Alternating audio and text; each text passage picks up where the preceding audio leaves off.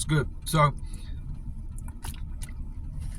I wanted to make a video today about one specific topic, and it involves a dream I had last night. And there were a couple other items I wanted to mention, but we'll see if we get there.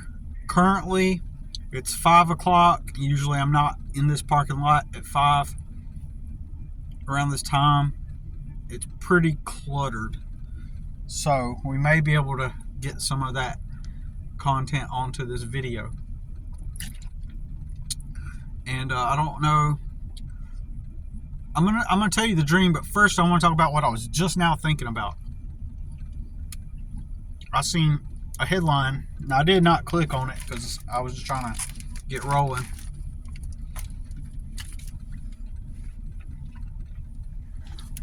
And it said, I need to look this up after I'm done with the video, but it said Pamela Anderson felt creeped out or grossed out by being in the presence of Seth Rogen at this awards show. I was like, that makes a lot of sense. Makes a whole lot of sense. I was like, yeah, I could pull for Pamela Anderson. I'm right there with you, girl. Like, she's a cool girl to me. It's like that briefly flashed in my mind. Holy crap! Doesn't matter where I turn. Either way, like, I'm gonna be bombarded with tons of traffic. Anyways, it's more time for the video, like I said, right? So, but then my immediate thought with that is, like, she's famous. She's been famous since the early 90s. And that's a girl that is just another girl like everybody else, right?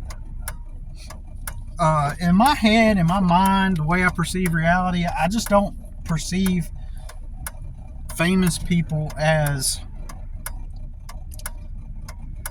fictitious characters, right?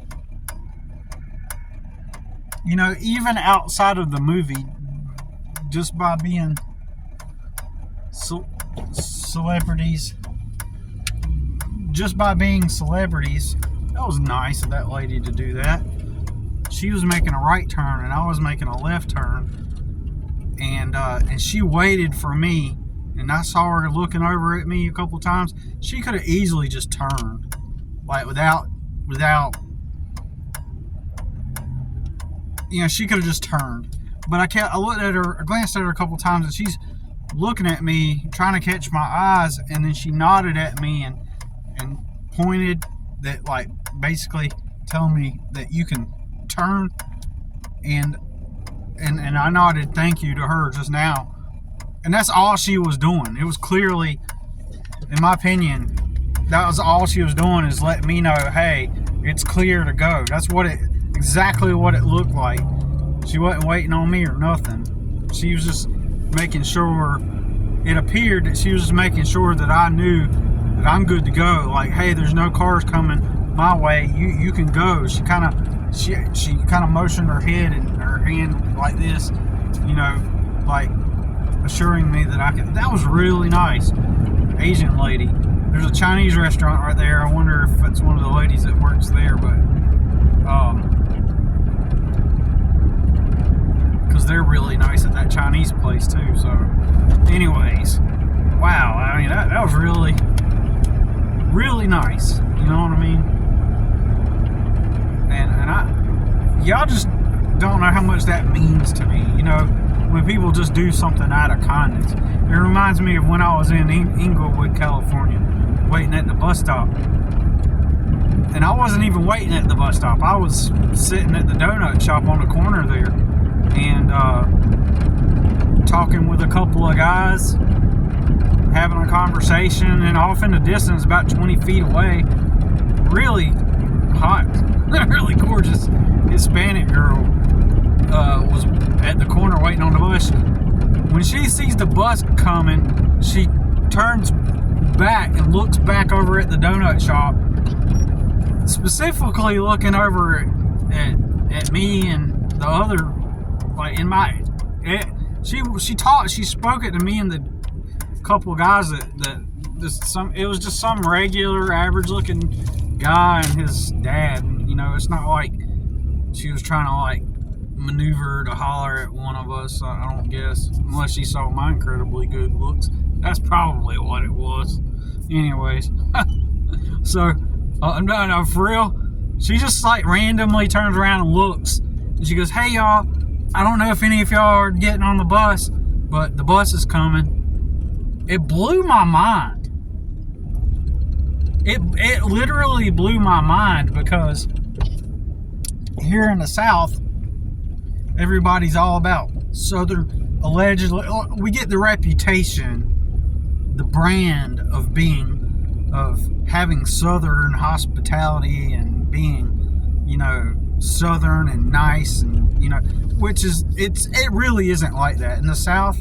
Everybody is, it's like a huge clique, a huge cluster of cliques, and you are constantly judged. Nobody's nice, and if they are, they just want the gossip. They just want some information from you. You just got to fit in. And you got to fit in, especially with their socioeconomic level. It's so pretentious here. So pretentious. It's not what they make it out to be.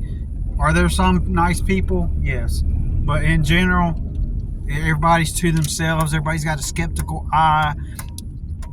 There's a low and dull energy. Like some of the older people, you can still nod and say hi to. And I do it to everybody. And I've been trying to do it more lately, like consciously, you know. But, you know, just say hi to people. And a lot of them, they just give you a blank stare. Most of them. And some of them act kind of like taken aback by it, you know. They're not used to it in this day and age. So, anyways, but yeah, all the old people, they're pretty good about it, you know. But anyways, when I think of Pamela Anderson, you know, my immediate thought at first, I was like, hell yeah, you know, good, awesome girl, you know, like I think she's awesome if she could recognize what I do. But maybe something specific happened to her with him. But in general, I think the dude's stupid. I think I'll tell the dream on another video as I pulled up to my place. That's what I'll do. I'll be telling that dream in another video, and what I'll do is conclude with Pamela Anderson again. I just thought she's just like everybody else, like, and therefore she's just like every woman. Like, there's nothing, like, in my mind I can be like, yeah, you know, like as if we got something in common. With every girl I've met, it's always been the same. If you met one girl, you've met them all. You know what I'm saying? And so immediately the image of her smoking weed comes, like, you know, everybody smokes weed. Everybody acts like in 2026. Throughout my whole life, everybody pretends that like it's only a rare few, like a certain segment of the population do. And then as of recently, in today's time, people kind of semi-acknowledge that, oh yeah, it's gotten bigger, it's bigger than it was, and more people want to do it. But what they're not acknowledging is the fact that it is mainstream. It is what everybody does. I think society still wants to remain in this realm where they pretend that there's this enormous majority main group of people who are opposed to weed, and they're, you know, and it's the majority, oh, they're so pretentious, and that weed makes you like separate from everybody else, when in reality it's truly not that way. Sure, there's a segment of the population that is against weed, or they don't like weed, or they are the people that are got some kind of disdain for like people that smoke weed or something like that. Yeah, sure, there's like this little segment, but even your most conservative people that are currently all conservative and they don't smoke weed currently, at one point in their life, they all went through the same fucking stage where they party and, and did all the drugs. Like, everybody does it, right? Um, and so, while I can agree with her on that weed thing, it's not like me and Pamela Anderson, like, if I ever met her, would be like all bonding and vibing and stuff. And it brought me to this main point, that there has never been anything about society that I've ever been interested in. Like I've never wanted to. I've been thinking about this a lot lately, and once again, as usual, like, learning the best words to try to put my experience into words, right? So, and the way I perceive it is that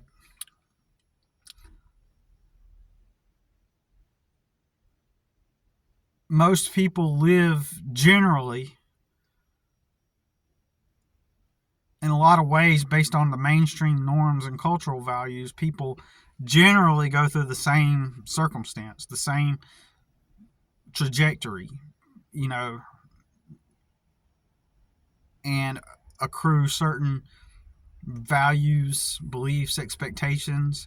And there's this general template that most people follow or follow or or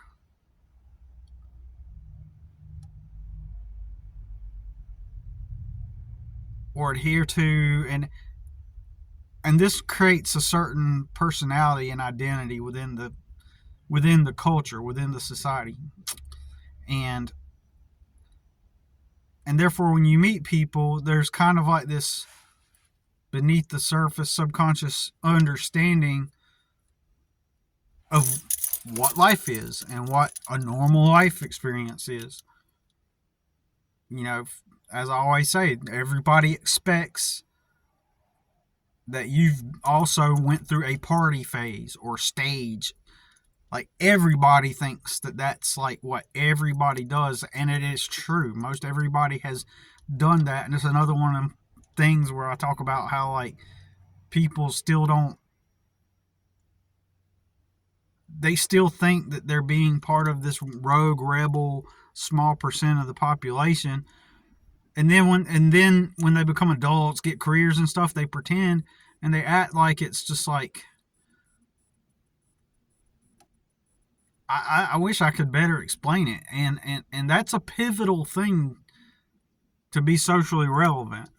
You know, when you're meeting people, people are going to ping for that to find out if you went through that ritual. It's a tribal thing, as I've always said. Tribes have rituals and had rituals and rites of passage, and that is our dumbed down stupid people uh, version of a rite of passage, right, in the society. Like, okay, you're one of us now, and people ping for that actively. Just watch people at work. Watch the new guy come in at work. When you meet a new group of people, that conversation is going to come up, and people do it subconsciously. They're not even aware that they're doing it, but they'll bring it up, and the reason why is they're looking for nodes or connection points. They're looking for details that about someone that tells them they're safe, they're a part of the tribe. And if you haven't done that, then a lot of the time, most of the time, people are going to perceive that you're not one of the tribe, right? And that's a red flag, a danger alert, right, in their system, in the makeup of their psychology. So then they have to try to rationalize that. They have to make sense of that oddball thing that they're experiencing by being around someone who doesn't party and do drugs and stuff, or hasn't. And they have to come to peace with it. And so they have to. They first they give you the look. They're like, oh, really, really. They give you that. Oh, really? You know. And that same person believes simultaneously that only a small percentage of the population do that, right? Yet simultaneously, it's like a thing that they ping for, right? To make sure that you're just like everybody else, right? So then, so then they got to make sense of it, and and a lot of the time they'll just hammer down on the questioning. Well, did you at least did you drink? Did you ever smoke cigarettes? Have you ever smoked a cigarette? They'll get in this conversation.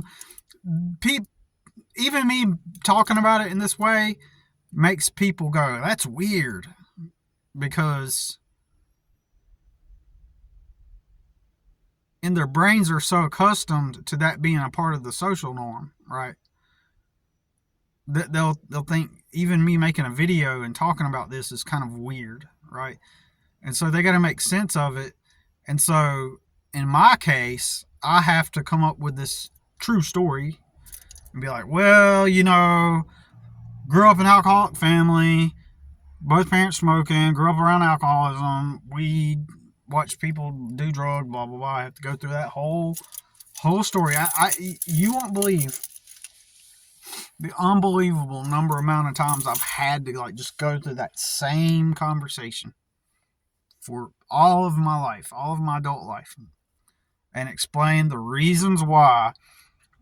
Even then, they find it weird. Their brains can't compute. Their brains can't go, okay, I get it. He didn't want to do alcohol and smoke stuff because his life experience was around filthy trailer parks where he watched people engage in sniffing cocaine and watching people fight each other after getting drunk and hurting people. And every time he's seen these scenarios, there was always drugs involved or alcohol and abuse and violence and crime.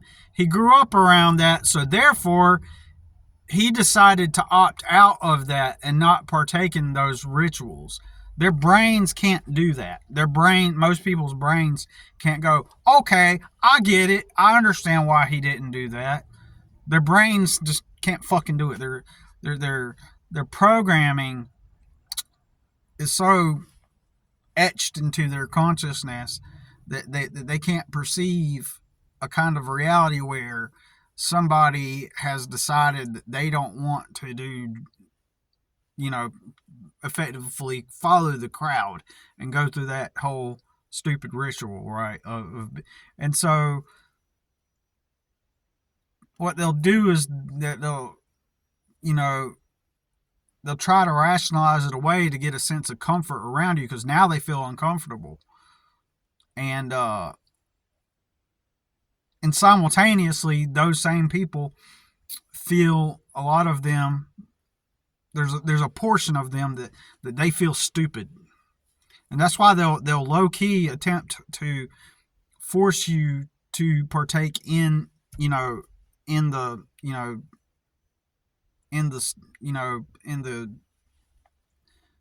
in consuming the drugs, like smoking the weed or whatever, right? They at least want to see you or find out about you having smoked something or taken a mushroom or something. They just need. There are groups of people that they low key deep down feel that they gave in to the crowd and they're ashamed of it. Now, don't get me wrong. There are other people that will acknowledge it and be like, "Yep, I succumbed to the peer pressure." I had one girl finally be honest with me one time and told me, she was like, "Yeah," she was like, "I started smoking because everybody else was doing it, and I wanted to fit in, And she was honest about it. And anyways, she's gotten fat now. And I seen her at Starbucks, working at Starbucks after 5 years of not having seen her. And she goes, "Billy, long time no see. And I just looked at her and just like didn't say anything. And then I continued my conversation with the person helping me at the cash register because that girl instigated something and got helped kick me out of that whole group of the druggies that I was hanging out with. Because I decided sometime back in 2018 I was going to at least be open minded to meet people that, even though I knew that they were druggies, I was just trying to, after, avoiding it for so many years, being around people that do drugs. And I decided to say to myself, okay, these are just, I'm just going to see what this new generation was like. What was the new? Because it had been years since I'd been around people. I proactively avoided hanging around them, and they ended up being awful people. Under the guy, they were more like the hipster types, kind of the new gen, like late millennial, early Gen Z, I guess, type of people. People that would be, they were college. I was like 30, maybe 35, no, 30. I was in my early 30s, and these people were mostly college age, right? So I was a little bit older, and there was a couple of people in their late 20s in that friend group, right? And but ultimately, a lot of them, some of them were decent, still decent people, to be fair, but a large number of them were highly dysfunctional or just awful people, and which is what you find in those cultures. But hey, they participated in what everybody else does, and that gives them a level of social normalcy that makes them not oddballs. They're highly dysfunctional and even awful, some of them, but society deems them as normal because they did the drugs and smoked the stuff, you know. Um, but so yeah, people want to try to pull you in because they feel stupid. Like those people I'm referring to, a lot of those people, most of them, they felt stupid doing what they were doing. And that same girl that admitted she fell into peer pressure, she said she wanted to quit smoking someday because she didn't want to be, she just wanted to do it while she was young and working at Starbucks because she didn't want to be that type of person that, is married and her husband calls her up and says, hey, did you make sure you got a pack of cigarettes tonight? Like she said that she didn't want to be that type of person, but she already was that type of person. She still is, and she's fat, and at one time she slimmed down really good, and she had a really nice body, and she was a pretty girl. And then I seen her in the Starbucks. She was like, oh, anyways. Oh, so, anyways, not even taking care of herself. Probably still smokes, downs the cigarettes, and fat and smoking cigarettes.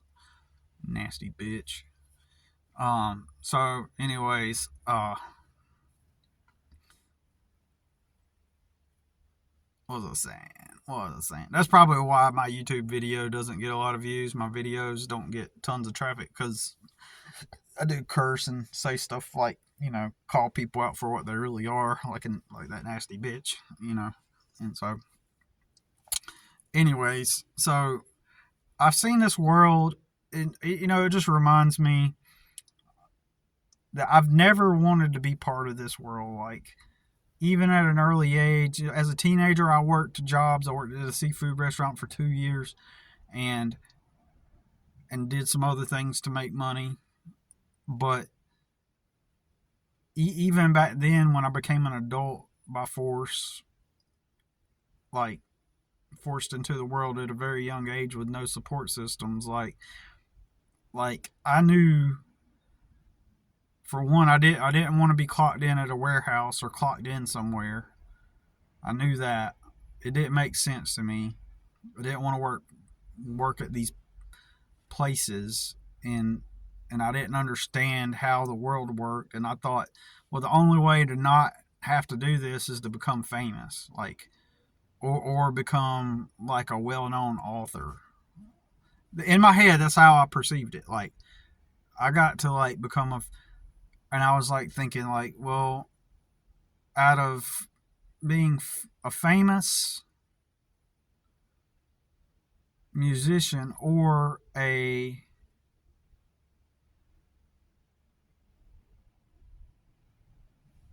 out of being a famous musician or a successful author, that where a bunch of people buy my book, what would help? What would be the most likely thing that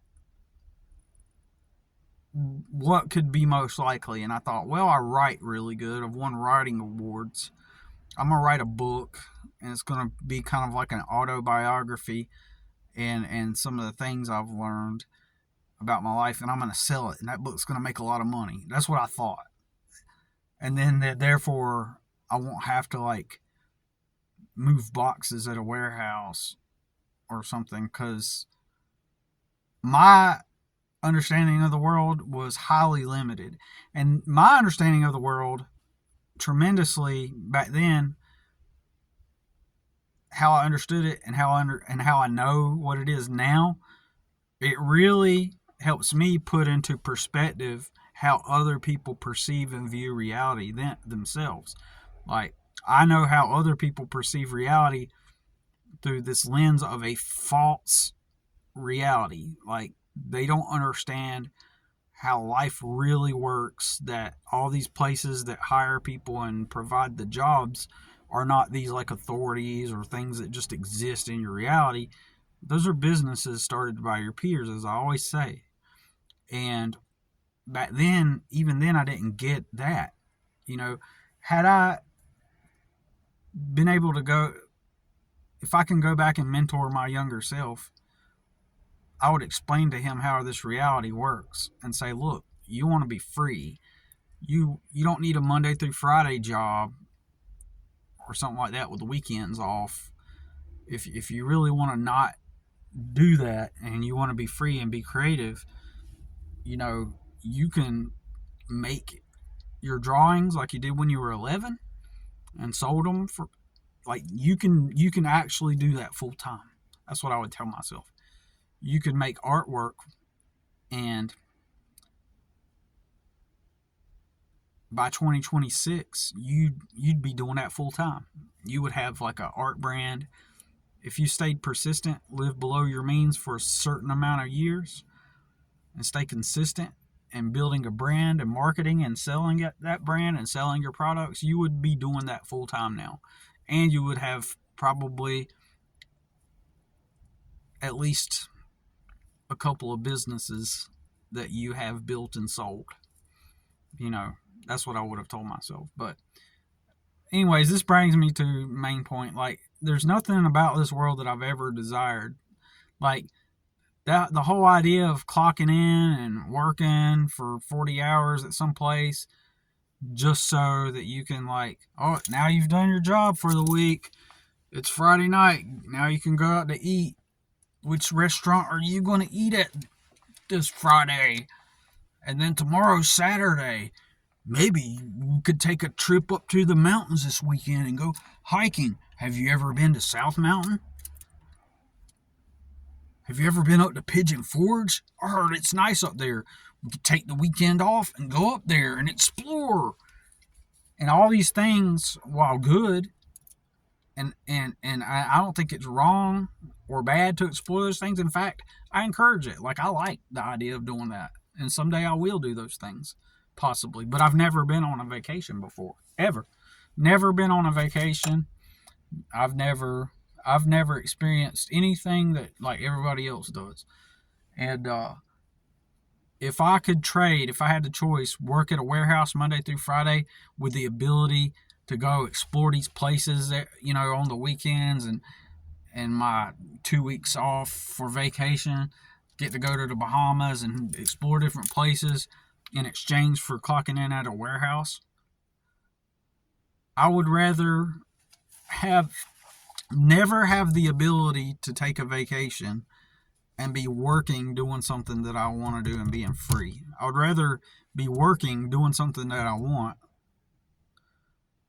and being free and never leave within a small perimeter.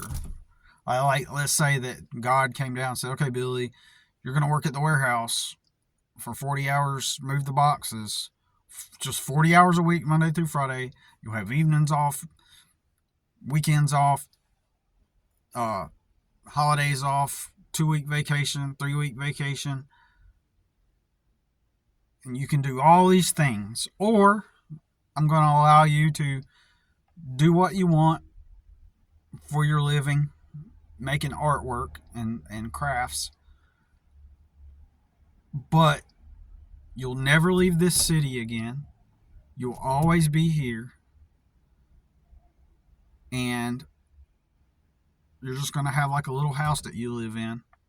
But you'll never leave here again for the rest of your life. Number 2. I would choose number 2 any day. Any day. To be doing what I want. So, that's all I got to say for right now. This world, I just never wanted to partake in it.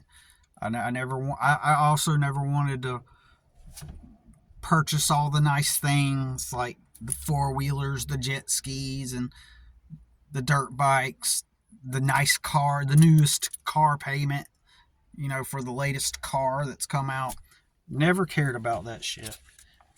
I cared about having a mission and purpose in life is what I cared about.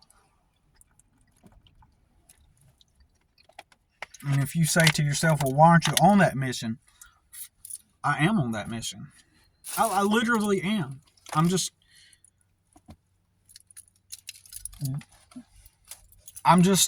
In my life has been this chronic, and you could say it's a sunk cost fallacy, but what are the other options?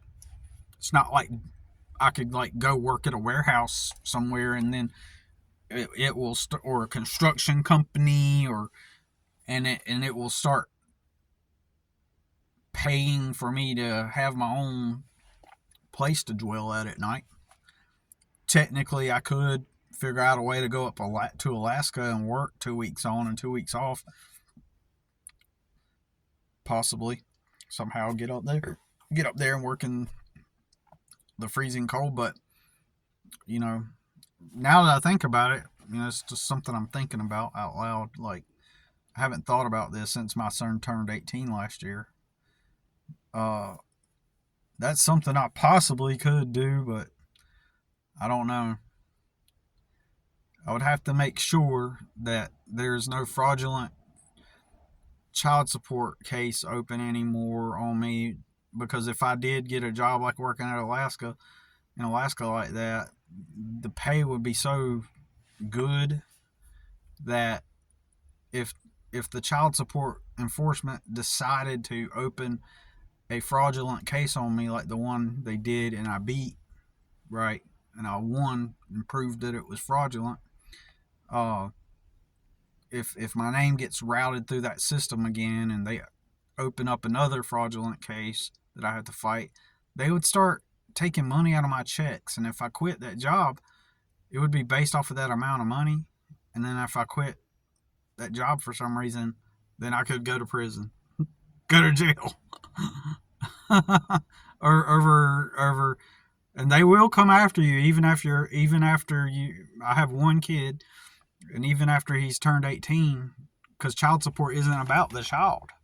People don't understand that the child support enforcement agencies are not about like the physical offspring. They're about debt and debt contracts. They have nothing to do with the physical child. You could go look it up on their very own website. It says that it's not about the child, right? It's about a recovery program, a welfare recovery program, and it's about a debt. It's about debt collections. It's a debt collection company, right? So, anyways, but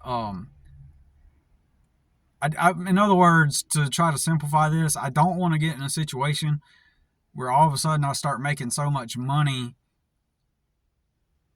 And I've written some attorneys. I put a post on Avo asking an attorney. Nobody's answered to my question. It's like the attorneys don't want to be answering questions that would ruin their reputation because they're in the system too. I just basically need to contact an attorney who will work with me. I need to get some money up. This is what I've been trying to do. I'll just talk about it real quick. I've been trying to get some money up for a long time now to hire an attorney just so I can get that attorney to call up child support enforcement agency to ask them, is this for certain 100% closed? Because the child support enforcement agency, they never answered to my certified letters they signed for. They signed for my letters and said that they never received them, even after they signed for them, and proclaimed that they lied and said they never received the faxes that I sent them, even though I had confirmation on the faxes that I sent them. They just lied because they knew my case was fraudulent, and when I threatened the DMV legally about working with them to suspend my license got reinstated 2 days later. Like literally, I sent that letter, and 2 days after I sent that, my license was reinstated because I was calling them out on their fraud, right? And they didn't want that. And I wish I knew how to sue them. I wish I knew how to sue them, and I personally think it's in my best interest not to, at the moment anyway. Once my life is more stable, maybe I can like look back on things, and once I feel safe and in a good position, look back on it and see if there's some way that I can get recompensated for the life that I lost, right? Uh, but yeah, so anyways, I went off on a tangent on that, but like I'm just saying, like I don't want to end up starting to make a bunch of money, and then all of a sudden, if I'm on somebody else's W-2, you know what I'm saying? If I'm on their W-2, and then all of a sudden, they get a letter from child support, and then they start taking money out, then I'm stuck. I'm literally stuck at that job. But anyways, don't want to do that. And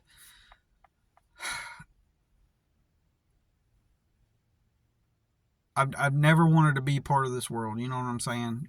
There's nothing about this world, this reality that I see that where I go, you know what? I like this place. I want to be part of it. I want to,